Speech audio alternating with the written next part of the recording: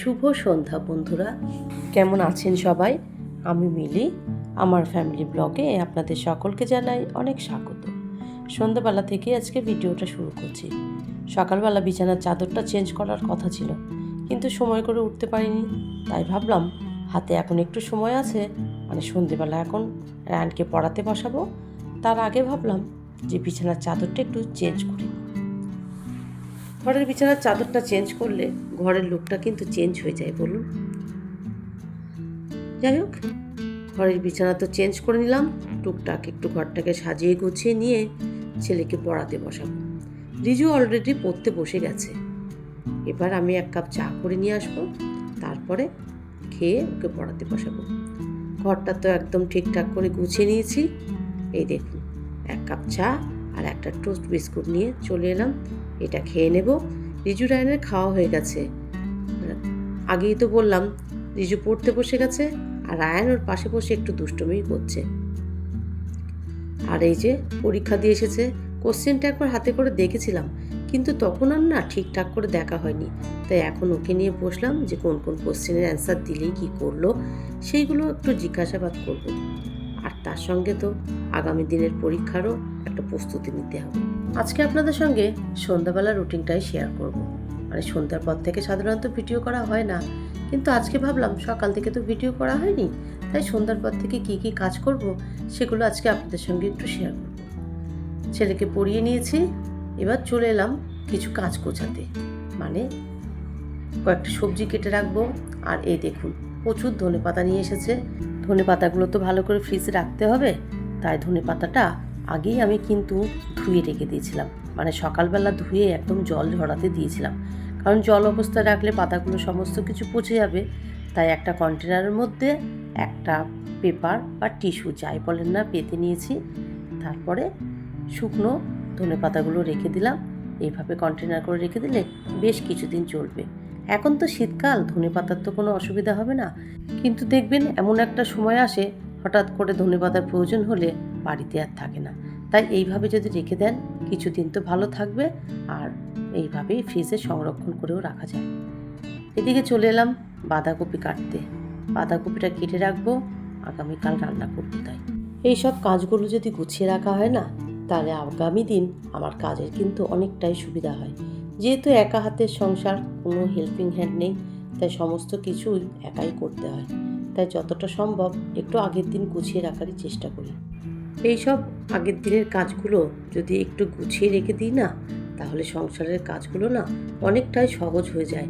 বেশি চাপ নেওয়ারও প্রয়োজন হয় না, আর কাজগুলো খুব তাড়াতাড়ি হয়ে যায়। এবার তো চলে এলাম ডিনার বানাতে। আজকে ডিনারে করব পনির পরোটা। এই রেসিপিটা আপনাদের সঙ্গে শেয়ার করব। আমি যেভাবে করি সেটাই আপনাদেরকে দেখাবো। পনির তো আছে, তার সঙ্গে পেঁয়াজ কুচি, কাঁচা লঙ্কা কুচি আর ধনেপাতা কুচি নিয়ে নিয়েছি। পনিরটাকে প্রথমে গ্রেট করে নেব, তারপর একে একে সমস্ত মশলা, পেঁয়াজ কুচি, ধনেপাতা কুচি, এগুলো সমস্ত কিছু অ্যাড করব। আর এই পনির পরোটাটা খেতে কিন্তু দারুণ হয়েছিল, তাই ভাবলাম যে আপনাদের সঙ্গে আজকে রেসিপিটা একটু শেয়ার করি। এর মধ্যে দিয়ে দিলাম পরিমাণ মতো লবণ, হলুদ গুঁড়ো, লঙ্কা গুঁড়ো, একটু জিরে গুঁড়ো দিলাম, আর দিয়ে দেব চাট মশলা। চাট মশলা দিলে কিন্তু এটার টেস্টটা অন্যরকম চলে আসে, খেতে কিন্তু দারুণ লাগে। আগে থেকে কিন্তু আমি আটাটা মেখে রেখেছিলাম। আজকে আটা দিয়েই করব, ময়দা মেশানো নেই, শুধুমাত্র আটা দিয়েই আজকে পরোটাটা করব। আর সবার আগে রিজু আর রায়ানের জন্য করে দেবো। রিজুরও একটু তাড়াতাড়ি খিদে পেয়ে গেছে, আর রায়ান তো এই সময় খেয়ে শুয়েই পড়ে, তাই ভাবলাম ওদের জন্য একটু করে দিই, তারপর আমরা পরে পরে খেয়ে নেব। আসলে এরকম পরোটা না একটু গরম গরম খেতেই ভালো লাগে। আটার থেকে একটা বাটি সেভ করে নিয়ে তার মধ্যে পুরটা ভরে দিলাম।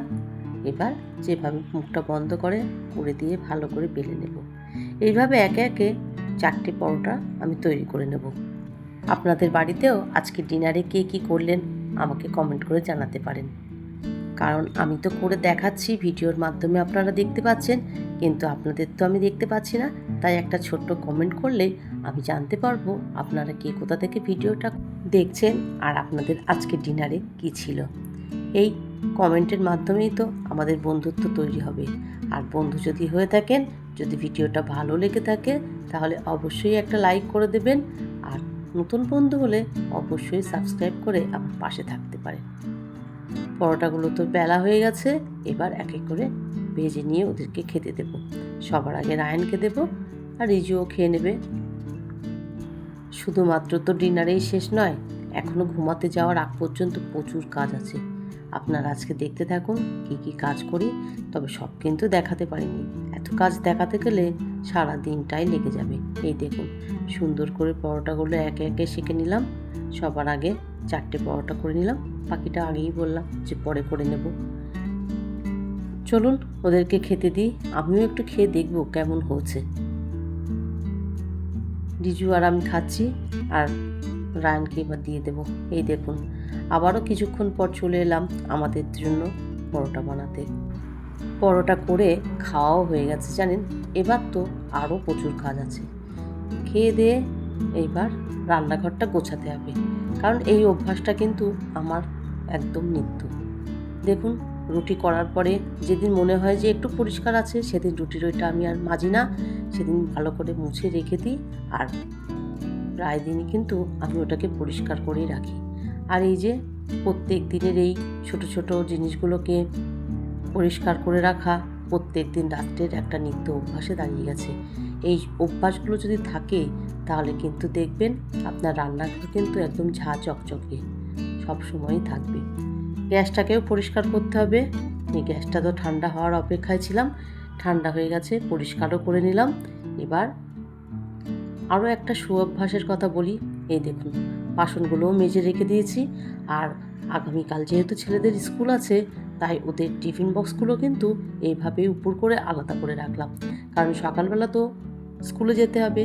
তাই ওইগুলো আলাদা করে রাখলে আমার নিজের কাজেরই সুবিধা হবে, হাতের কাছেও পেয়ে যাব। রান্নাঘরের কাজ তো কমপ্লিট করে ফেললাম। এবার ডাইনিং টেবিলটাকে ভালো করে মুছে নেব।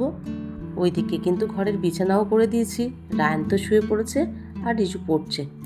এবার দেখুন, এই অভ্যাসটাও আমার কিন্তু প্রত্যেক দিন রাত্রে করে রাখি, কারণ জলগুলো যদি ভরা থাকে না, সকালবেলা আর কোনো অসুবিধা হয় না। এই জল বোতলে ভরবো, তারপরে ফিল্টারে জল দেব, ঘরগুলো ঝাঁট দেব, তারপর রান্নাঘর থেকে মোটামুটি আজকের দিনের মতন আমার ছুটি হয়ে যায়। এখন কটা বাজে বলুন তো? এখন বাজে 11টা 25। রান্নাঘর থেকে ছুটি হলেও এখনও আমার কিছু কাজ আছে। এখন ফ্রেশ হয়ে বিছানায় গিয়ে ভিডিও এডিট করব, তারপরে আমার ঘুমানো। যাই হোক, আজ আর ভিডিওটা বড় করলাম না। আজ তাহলে আসি, আবার আসবো নতুন একটা ভিডিও নিয়ে। সবাই খুব ভালো থাকবেন, সুস্থ থাকবেন, সাবধানে থাকবেন। আর ভিডিওটা ভালো লাগলে একটা লাইক করে দেবেন।